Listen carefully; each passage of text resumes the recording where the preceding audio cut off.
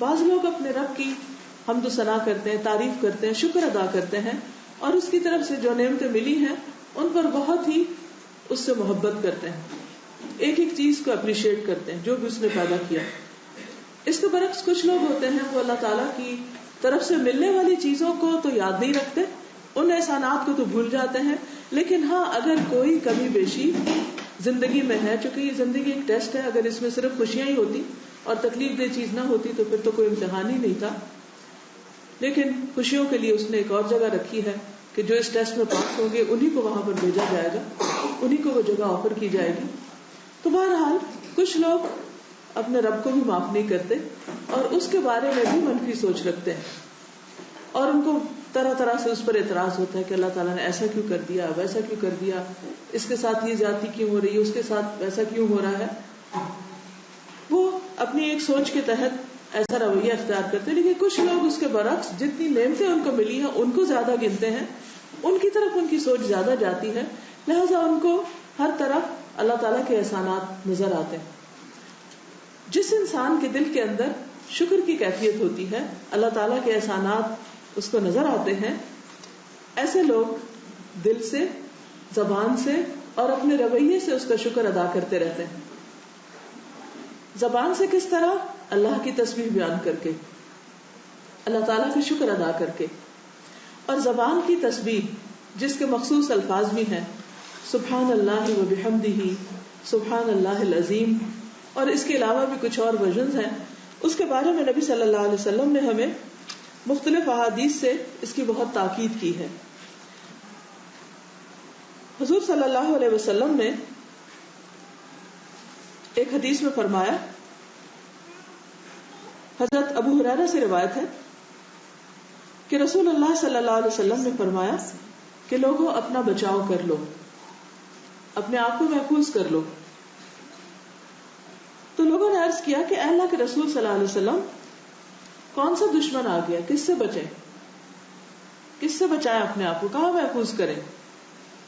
آپ نے فرمایا نہیں، کوئی دشمن نہیں ہے اس وقت تمہارے سامنے، ہاں تمہارا بچاؤ جہنم سے ہے. یعنی انسان جب اللہ کی ناشکری کرتا ہے یا نافرمانی کرتا ہے یا انسانوں کے ساتھ ظلم کرتا ہے تو خود اپنے لیے وہ گڑھا کھود رہا ہوتا ہے. تو اس پر آپ صلی اللہ علیہ وسلم نے سبحان اللہ والحمد للہ ولا الہ الا اللہ واللہ اکبر پڑھنے کے لیے کہا. فرمایا کہ یہ کلمات قیامت کے دن تمہارے آگے آ کر، پیچھے آ کر تمہارا بچاؤ کریں گے، اور یہی کلمات باقیات ہیں، باقی رہنے والے ہیں. قرآن مجید میں آتا ہے نا کہ المال والبنون زینت الحیات الدنیا والباقیات الصالحات خیر عند ربک ثوابا وخیر املا، کہ مال اور بیٹے دنیا کی زندگی کی رونق ہے، چند دن کی چیز ہے، لیکن جو باقی رہنے والی چیزیں ہیں وہ نیک کام ہیں. وہ کون سے نیک کام؟ تو ان کاموں کی لسٹ میں ایک ان تسبیحات کا ذکر کرنا اور اللہ کی تعریف کرنا اور اللہ تعالیٰ کی نعمتوں کا شکر ادا کرنا ہے.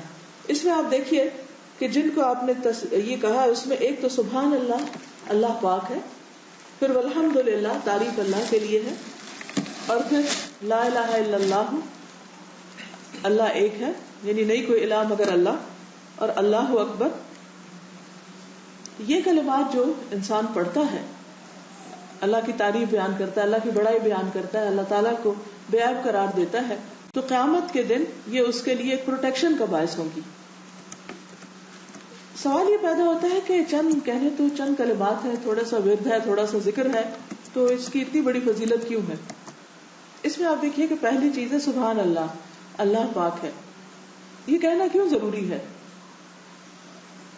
اس لیے ضروری ہے کہ شیطان ہمارے دل میں ہر وقت وسوسے ڈالتا رہتا ہے. یہ جو کیوں آتا ہے نا، یہ کیوں ہے.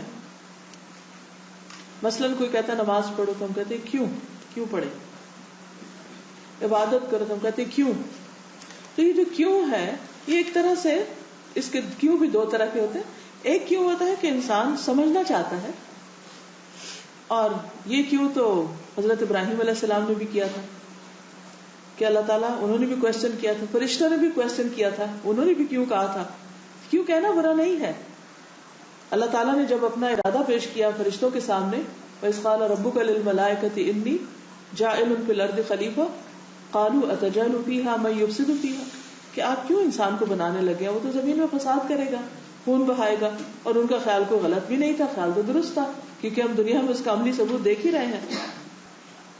یعنی ایون اینجلز آسک، تو کوشچن بری چیز نہیں ہے. اطمینان قلب کے لیے کوشچن آتا ہے دل میں کہ انسان کسی چیز کی حقیقت کو سمجھے. اسی طرح اور مواقع پر بھی حضرت عزیر علیہ السلام کے بارے میں آتا ہے کہ وہ کہیں جا رہے تھے، راستے میں ایک بستی پر سے گزرے، تو وہاں پر بستی جو تھی وہ پوری کی پوری تباہ ہو چکی. تو ان کے ذہن میں بھی کیوں آیا، کیسے، کہ یہ کیسے اٹھائے گا اللہ تعالیٰ اس کی، دوبارہ سب کیسے بنیں گے، مرنا، مرنے کے بعد جی اٹھنا، پھر حساب کتاب، پھر یہ کیسے، کیوں، کس طرح، یہ سوال سب کے ذہن میں آتے ہیں. خود اللہ تعالیٰ کی ذات کے بارے میں سوال آتے ہیں. سوال کا آنا برا نہیں، کیونکہ سوال رستہ کھولتا ہے علم حاصل کرنے کا. یہ کیوریاسٹی انسان کے اندر رکھی اسی لیے گئی ہے تاکہ انسان کچھ سیکھ سکے، کچھ حاصل کر سکے. اگر یہ سوال نہ ہوتے تو ہم عقل کا استعمال کہاں سے کرتے. تو جب پازیٹیولی ہم سوال کرتے ہیں تو اس میں کوئی حرج نہیں ہے کہ بات کو مزید سمجھنے کے لیے. لیکن ایک سوال ہوتا ہے اعتراض کے لیے، کسی کے کام کو لیٹ ڈاؤن کرنے کے لیے، اس کو حقیر کرنے کے لیے، اس کو ڈیگریڈ کرنے کے لیے، اس کو اس کی شان سے کم کرنے کے لیے. تو یہ دوسری طرح کا سوال اگر ذہن میں آتا ہے کہ جس سے نعوذ باللہ اللہ تعالیٰ کے بارے میں ایسا خیال آئے یا ایسا اعتراض ہو کہ انسان سمجھے کہ یہ جو کچھ کیا ہے اس کا کچھ فائدہ نہیں اور یہ کرنا نہیں چاہیے تھا اللہ تعالیٰ کو، نعوذ باللہ، یا یہ کہ یہ کیوں، اور یہ تو اٹس انفیئر، اٹس انجسٹ، وغیرہ وغیرہ. یہ چیز جو ہے جب انسان کے اندر آنے لگتی ہے تو ان وسوسوں اور ان باتوں کا اور اس نیگیٹیوٹی کا علاج کیا ہے، انسان کرے کیا. اس کے لیے جو حل بتایا گیا وہ ہے اللہ کا ذکر، کہ انسان کے دل میں جو ہی ایسی کوئی بات آئے تو انسان کے سبحان اللہ، اللہ پاک ہے اس بات سے کہ کوئی بھی غلط کام کرے یا کوئی نا انصافی کا فیصلہ کرے یا کسی کے ساتھ ظلم کرے یا کسی کے ساتھ زیادتی کرے. اس سے تو سب سے پہلی صفت جو قرآن مجید میں اپنی بیان کی ہے بسم اللہ الرحمن الرحیم، کہ وہ انتہائی مہربان، بار بار رحم کرنے والا ہے. تو اس لیے اس کی تو کوئی بھی چیز جو ہے وہ ایسی نہیں ہو سکتی کہ جس میں کوئی نقص ہو. اس کا ہر کام جو ہے وہ فائدے کا ہی ہے. پھر آپ دیکھیے کہ اس کو مزید یہ تو اس کو یعنی ہر چیز سے بے عیب قرار دینا ہے. جو ہی وسوسہ ہے کہ سبحان اللہ، ہو نہیں سکتے. دوسرا ہے والحمدللہ، صرف یہ کہنا کافی نہیں کہ اللہ میں کوئی عیب نہیں، بلکہ یہ بھی کہ اس نے تو اتنے اچھے کام کیے کہ سب تعریف اس کے لیے. تو کہنے کا ایک یہ انداز ہے، ایک سلبی انداز ہوتا ہے کہ کسی کو کسی منفی چیز سے پاک کرنا، اور ایک جو ہے وہ تعریفی انداز ہے جس میں اللہ تعالیٰ کی حمد و ثنا بیان ہو رہی، والحمدللہ ولا الہ الا اللہ، اور اس کی توحید کا بیان، واللہ اکبر، اور اللہ سب سے بڑا ہے، سب سے بڑا، مجھ سے بھی بڑا، تمام انسانوں سے بڑا، ساری مخلوق سے بڑا.